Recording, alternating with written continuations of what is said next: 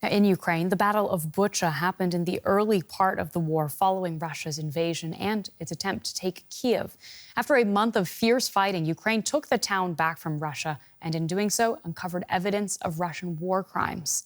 The war and battles like this have torn families apart, but have given some great resolve to defend their country and win the war.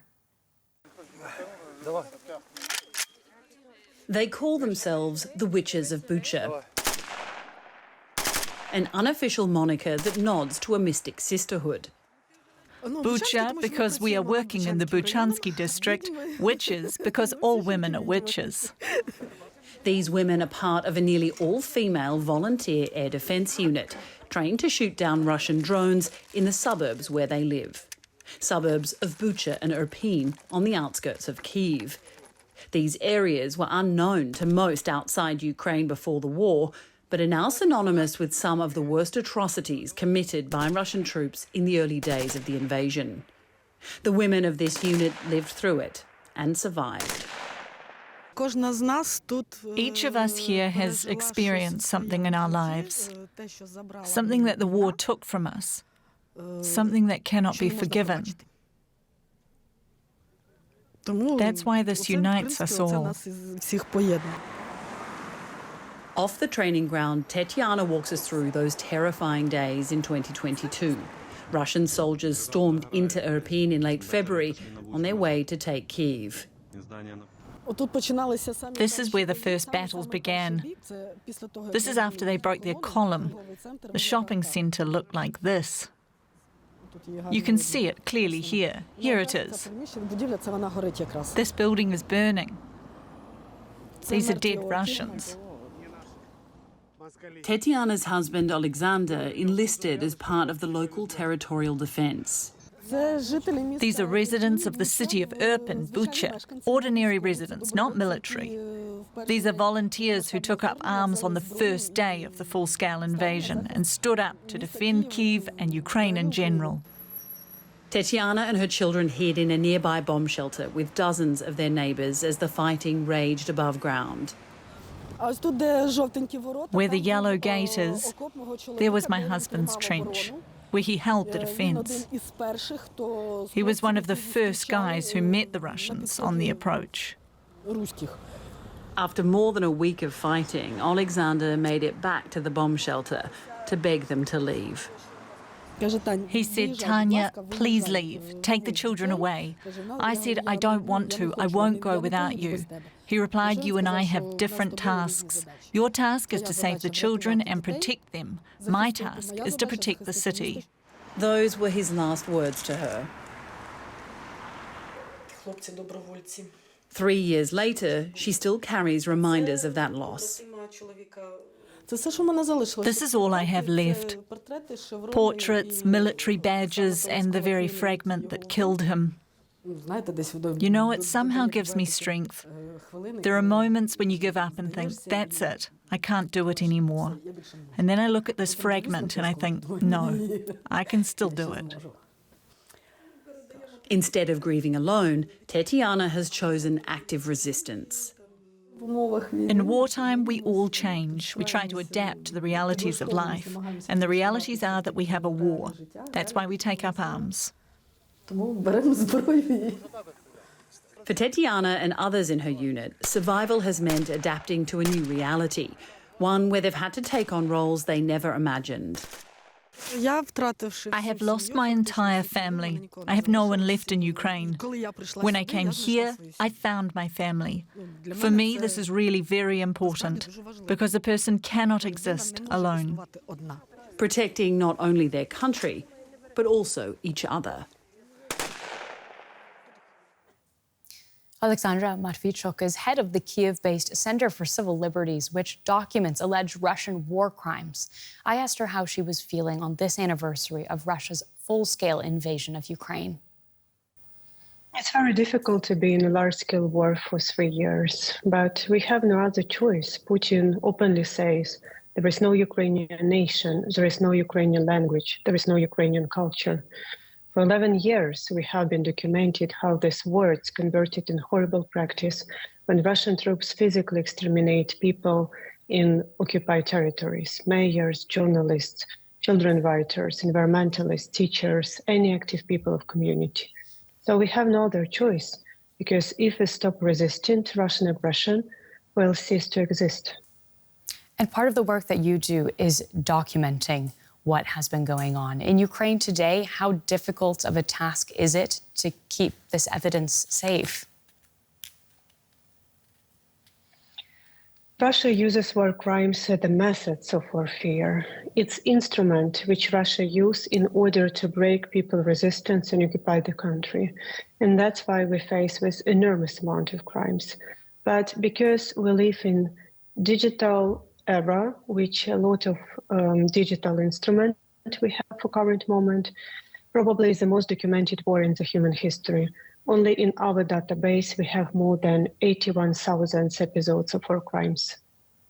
So with all of this information, though, the next step is actually getting it before a court. What would you say the biggest challenges are in bringing those who have been involved in violating international law to justice?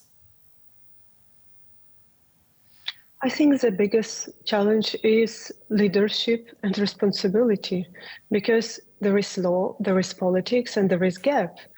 And we observe that still, after 3 years of large-scale war, countries are discussing how to create a special tribunal on aggression, which has to be done immediately after large-scale war started. And what is the delay there? The modality of this tribunal, because first, this tribunal has to get power to prosecute Putin and overcome immunity, which Putin has according to international law. And this is a question probably for at least some countries who still think that they can make a deal and to compromise with aggressor. Now, you personally have been advocating for Russian President Vladimir Putin to be tried for war crimes. Do you think that is the most likely avenue that it could happen? How realistic is it? For current moment, taking into account all political developments, we have a very less chance, but it doesn't mean that we will not have such chance tomorrow. International crimes has no statute of limitations. And the history of humankind convincingly proved that authoritarian regime collapsed and their leaders, who see themselves untouchable, appeared under the court. Now, I understand you also have been involved in working with people displaced in Ukraine. How challenging will it be to support them when the war does come to an end? It's a huge problem, because when large-scale war started, every second family in Ukraine was separated. And this is a huge tragedy, just from a human point of view. Can you imagine that you have left everything which you have, which you earn during your whole life, and go somewhere only with the documents and with your beloved ones, without any security, without any guarantee? So it's a really huge problem. And probably I will use this opportunity to express my sincere gratitude to people from other countries who provide very warm welcome to Ukrainian refugees. A majority of them want to return home. The problem is still with security, because there is no safe place in Ukraine where you can hide from Russian rockets. Well, thank you so much for joining us today on DW. We've been speaking to Oleksandra Matviichuk with the Center for Civil Liberties. Thank you.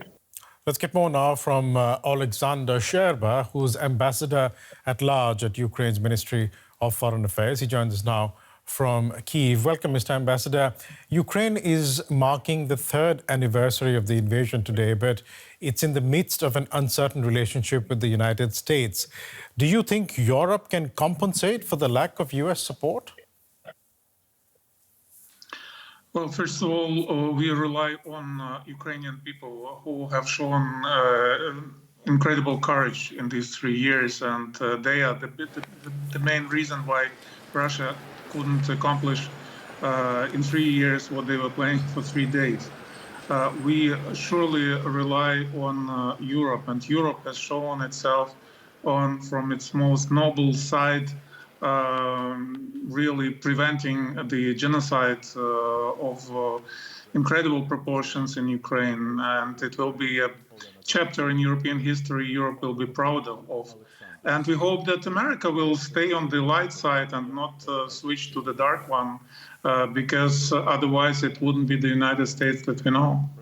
But if America doesn't stay on Ukraine's side and Europe has to step in, is Europe going to be sufficient to support Ukraine by itself? Well, right now we are very practical people here in Ukraine. We know, for instance, that at this point this is a war of kamikaze drones, and 80% of those drones are produced in Ukraine with help of Europe. And I do hope that the Europe's support will stay here. Our big worry is, of course, the communications on the front line, which are mostly relying on Starlink. This is American technology, and I do hope that America wouldn't pull out of this. And another thing that where Europe will need to step up is of course the air defense, because the only reason I'm alive, my family is alive, my town, my city, Kyiv, is alive is because of the air defense that has been provided. And I do hope that even if America stops, Europe in general and Germany in particular will stay by our side. You know, let's talk about Germany. Germany just held elections. The new chancellor to be Friedrich Merz wants a stronger Europe and is in favor of continued support for Ukraine. Does Kyiv see Germany as a stable partner? The feeling about this election, first of all, here in Kyiv is a very positive one. We are incredibly grateful to Germany for all the help and all the rethinking of foreign policy priorities that happened over the last couple of years.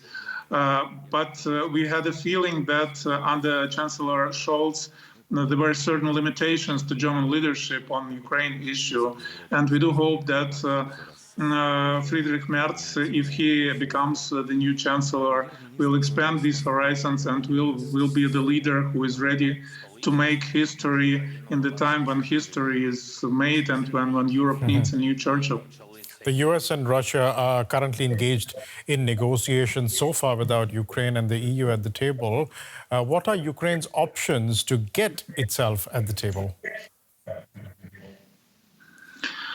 Well, Ukraine's option is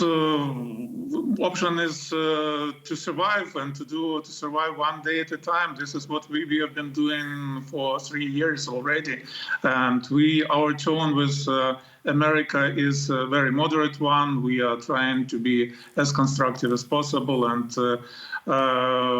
we have suggested this agreement about joint exploitation of Ukrainian natural resources. So this is what we do. We remain civil, we remain constructive and result-oriented. Today, President Zelensky said he had a very positive conversation with President Trump. I hope this will be the turning point. We'll leave it there for the moment. Olexander Scherba, Ambassador at Large at Ukraine's Ministry of Foreign Affairs. Thanks so much, sir. Thank you.